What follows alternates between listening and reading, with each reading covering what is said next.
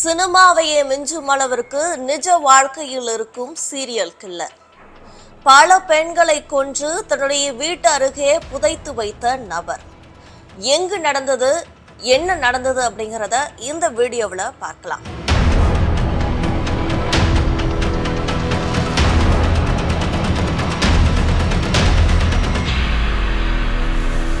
கேரள மாநிலம் கோட்டயம் மாவட்டத்துல இருக்கக்கூடிய ஒரு பகுதி தான் எட்டமடூர். இந்த பகுதியில ரொம்ப வருஷமா வாழ்ந்துட்டு வந்தவங்க தான் 58 வயதாகக்கூடிய ஜெயினம்மா அப்படிங்கிற ஒரு நபர். இவங்க கடந்த டிசம்பர் 2024 காணாம போயிடுறாங்க. காணாம போன உடனேயே இவங்களுடைய கணவர் காவல் நிலையத்துல போய் புகார் கொடுக்கிறாரு. கோட்டயம் பகுதி காவல் நிலையத்துல தான். இந்த காவல் நிலையத்துல புகார் கொடுத்த உடனேயே இந்த வழக்கை பதிவு செஞ்சு காவல்துறையினர் இந்த வழக்கினுடைய விசாரணையை தொடங்க ஆரம்பிக்கிறாங்க. ஆரம்பத்துல இவங்களுக்கு எங்க போனாங்க, இவங்களுக்கு என்ன ஆச்சு அப்படிங்கிற எந்த ஒரு விவரமும் தெரியாம இருந்திருக்கு. ஆனாலும் தொடர்ந்து இந்த வழக்கினுடைய விசாரணையை மிஸ்ஸிங் கேஸா ஃபைல் பண்ணி விசாரணையை நடத்திட்டு வந்துருக்காங்க. ஜெயினம்மாவினுடைய மொபைல் டவர் கடைசியா அவங்க காணாம போகிறதுக்கு முன்னாடி எங்க காட்டியிருக்கு அப்படின்னா, ஆலப்புழா மாவட்டம் சேர்த்தலா அப்படிங்கிற பகுதியில் இருக்கக்கூடிய பள்ளிப்புறம்ல இருக்க ஒரு வீட்டில தான் இவங்களுடைய டவர் கடைசியா ஆஃப் ஆகிருக்கிறது தெரிய வந்திருக்கு. இதனுடைய அடிப்படையில காவல்துறையினர் விசாரணை நடத்தும் போது அவங்க சிஎம் செபாஸ்டியன் 68 வயசாகக்கூடிய சிஎம் செபாஸ்டியன் அப்படிங்கிற ஒரு நபரை விசாரணை செய்யறாங்க. அப்போ விசாரணை செய்யும் போது பல திடுக்கிட வைக்கக்கூடிய தகவல் வெளியாகுது.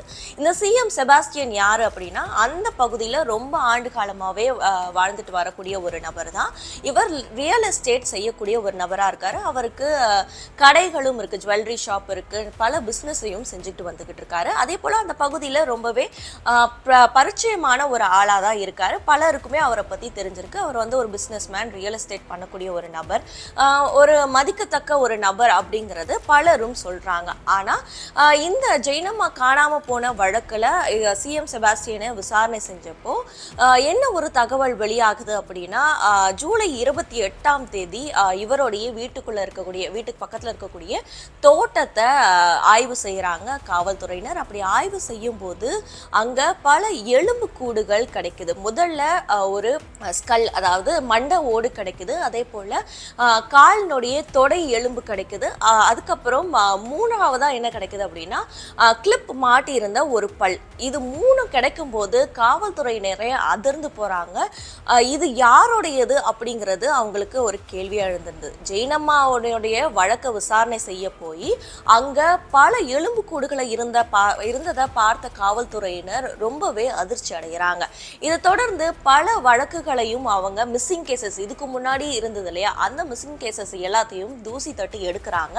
அப்போ ஏன் அவங்க இதெல்லாம் எடுக்கிறாங்க அப்படின்னா, இப்போ இந்த செபாஸ்டியனுடைய வீட்டு தோட்டத்துக்குள்ள இவ்வளவு எலும்பு கூடுகள் இருக்கு அப்படின்னும் போது மிஸ்ஸிங் கேசஸா என்னென்னலாம் ஃபைல் ஆகியிருக்கு அப்படின்னு பார்த்து அதையெல்லாம் எடுத்து அதனுடைய விசாரணையும் மேற்கொள்றாங்க. ஜூலை 28 தோண்டி பார்த்தப்போ கிட்டத்தட்ட 3 எலும்பு கூடுகள் இருந்தது. அதே போல ஆகஸ்ட் 4 திரும்பவும் செபாஸ்டியனுடைய வீட்டினுடைய தோட்டத்தை ஃபுல்லா தோண்டி பார்க்குறாங்க.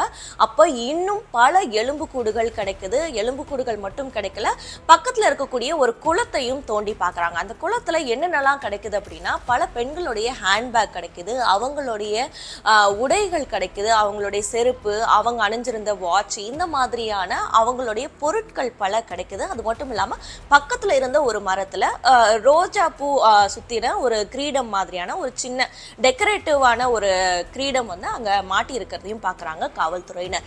இதை எல்லாத்தையுமே பார்த்த உடனே காவல்துறையினருக்கு இன்னும் சந்தேகம் வலுக்க ஆரம்பிக்குது. இவ்வளவு காலமா நிறைய அந்த ஏரியால மிஸ் ஆகி இருக்கக்கூடிய பெண்களை எல்லாரையுமே இவர் தான் கொண்டு இருக்காரா அப்படிங்கிற ஒரு சந்தேகமும் எழ ஆரம்பிக்குது. சிஎம் செபாஸ்டியனுடைய வீட்டை ஆகஸ்ட் 4 திரும்பவும் ஆய்வுக்கு உட்படுத்துறாங்க இல்லையா காவல்துறையினர். அப்போ 8 எலும்புகள் கிடைக்குது.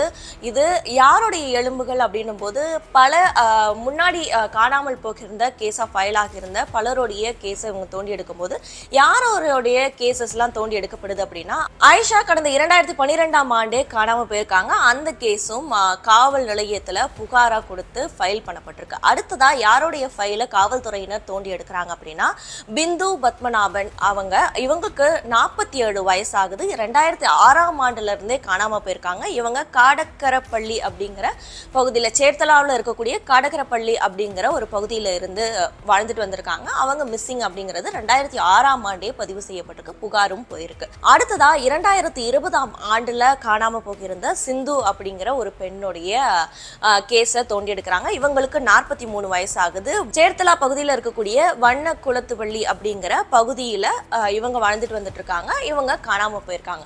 இது எல்லாத்தையுமே எப்படி செபாஸ்டியன் கேஸோட காவல்துறையினர் கனெக்ட் பண்றாங்க அப்படின்னா, காணாம போன பெண்கள் எல்லாருமே பாத்தீங்கன்னா சேர்த்தலா பகுதியை சேர்ந்தவங்களா தான் இருக்காங்க.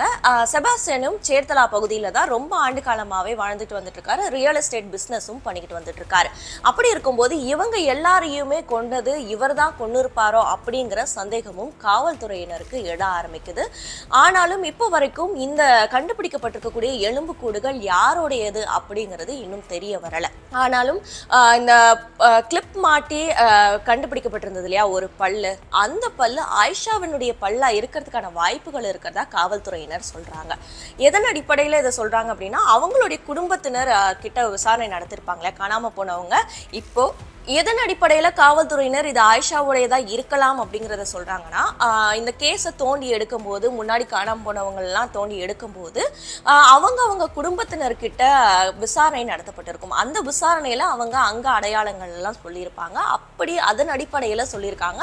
ஆனா இன்னும் டிஎன்ஏ டெஸ்ட்னால இன்னும் அதிகாரப்பூர்வமா இந்த தகவல் வெளியாகல. இது யாருடைய எலும்புக்கூடுகள், யாருடைய உடைகள் அப்படிங்கிறது, உடைமைகள் அப்படிங்கிறது இன்னும் வெளிவரல. ஆனாலுமே காணாம போனவங்களுடைய உறவினர்கள் எல்லாருமே செபாஸ்டியன் மேலதான் சந்தேகத்தை எழுப்புறாங்க. ஏன்னா இவ்வளவு பெரிய திடுக்கிட வைக்கக்கூடிய அளவுக்கு பெண்களை கொன்று புதைச்சிருக்காரா அப்படின்னும் போது இவர் தான் இவங்க எல்லாரையுமே கொண்டு இருக்கிறதுக்கான வாய்ப்புகள் இருக்கிறதா சொல்லப்படுது. அதனால இவங்களுடைய குடும்பத்தினரும் இவர் மேல பல கேள்விகளையும் சந்தேகங்களையும் புகார்களையும் முன் வச்சுட்டு வந்துகிட்டு இருக்காங்க. இப்படி இருக்கும்போது தான் சிஎம் செபாஸ்டியன் அவர்கிட்ட விசாரணை நடத்தும் போது இப்போ வரைக்கும் காவல்துறையினர்கிட்ட தான் தான் அந்த கொலைகளை செஞ்சதா அவர் ஒப்புக்கொள்ளவே இல்லை. அது மட்டும் இல்லாம எதுக்காக இந்த கொலைகளை அவர் செய்யறதுக்கான வாய்ப்புகள் இருக்கிறதுக்கான காரணம் என்னங்கிறத பத்தியும் காவல்துறையினர் விசாரணை நடத்திட்டு வராங்க.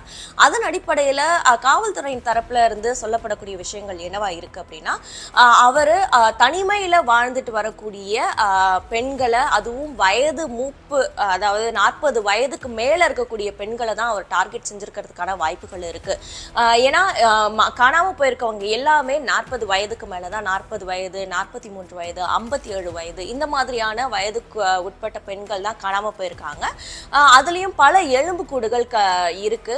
ஜெயினம்மாவையும் இவர் தான் கொன்னு புதைச்சிருக்கிறதுக்கான வாய்ப்புகள் இருக்கிறதா சொல்றாங்க காவல்துறையினர். அது மட்டும் இல்லாம இப்போ இவங்க எடுத்திருக்கக்கூடிய இந்த சாம்பிள்ஸ் எல்லாமே எலும்புக்கூடுகள் இது எல்லாத்தையுமே டிஎன்ஏ டெஸ்ட்டுக்காக அனுப்பி வச்சிருக்காங்க. அப்படி டிஎன்ஏ டெஸ்டினுடைய ரிசல்ட்ஸ் வரக்கூடிய பட்சத்தில் இந்த எலும்புகள் யாருடையது, இன்னும் யாரெல்லாம் காணாமல் போயிருக்காங்க, சிஎம் செபாஸ்டியன் இன்னும் யாரையெல்லாம் கொலை செஞ்சிருக்கிறதுக்கான வாய்ப்புகள் இருக்கு அப்படிங்கிறது தெரிய வரும். இந்த கேஸ் இன்னும் அடுத்தடுத்த கட்டங்களா இன்னும் பெரிதளவுல போகிறதுக்கான வாய்ப்புகள் இருக்கிறதா கூட காவல்துறை தரப்பினர்ல இருந்து சொல்லப்படுது. என்னதா இருந்தாலும் இப்போ வரைக்குமே இந்த கொலைகளை தான் தான் செஞ்சதா செபாஸ்டியன் இன்னும் ஒப்புக்கொள்ளவே இல்லை. அது மட்டும் இல்லாம கிட்டத்தட்ட கடந்த 20 ஆண்டுகளாவே செபாஸ்டியன் இதை செஞ்சுட்டு வரதுக்கான வாய்ப்புகள் இருக்கிறதா காவல்துறையினர் சொல்றாங்க. எதுக்காக இவர் இதை செய்யறாரு அப்படிங்கிற ஒரு கேள்விக்கு அவங்க முன்வைக்கக்கூடிய பதில் என்னவா இருக்கு அப்படின்னா, அவர் ரியல் எஸ்டேட் பண்ணிக்கிட்டு இருக்காரு, அவருக்கு ஜுவல்லரி பிசினஸும் பண்ணிக்கிட்டு இருக்காரு. அப்படி இருக்கும்போது இவங்களை எல்லாரையும் கொண்டுட்டு அவங்களுடைய காசுக்காகவும் அவங்க அணிஞ்சிருக்கக்கூடிய நகைகளுக்காகவும் கூட இவர் இந்த கொலைகளை செஞ்சிருக்கலாம் அப்படின்னு சொல்லப்படுது. இன்னொரு பக்கம் ஒரு சைக்கோ கொலைகாரனா கூட இருக்கிறதுக்கான வாய்ப்புகளா இருக்கு. அவருடைய மனநிலையே அந்த மாதிரியான ஒரு மனநிலையா இருக்கிறதுக்கான வாய்ப்புகள் இருக்கிறதாவும் 2 காரணங்கள் முன்வைக்கப்படுது. இந்த கேஸ்ல அடுத்தடுத்த கட்ட நகர்வுகள் என்னவா இருக்கு அப்படிங்கிறத இன்னும் பெரிதளவுல இன்னும் தோண்ட பிணங்கள் கிடைக்குமா, எலும்புகள் கிடைக்குமா அப்படிங்கிறது இந்த ஒரு கேஸ்ல ஒரு மர்மமாவே இருந்துகிட்டு இருக்கு. இதை பார்க்கும் போதே நம்ம எல்லாருக்குமே அச்சத்தை தான் தூண்டக்கூடிய வகையில இருக்கு. நம்ம எல்லாருமே சினிமாவில் பார்த்துருப்போம் இந்த மாதிரியான சைக்கோ கில்லர்ஸு.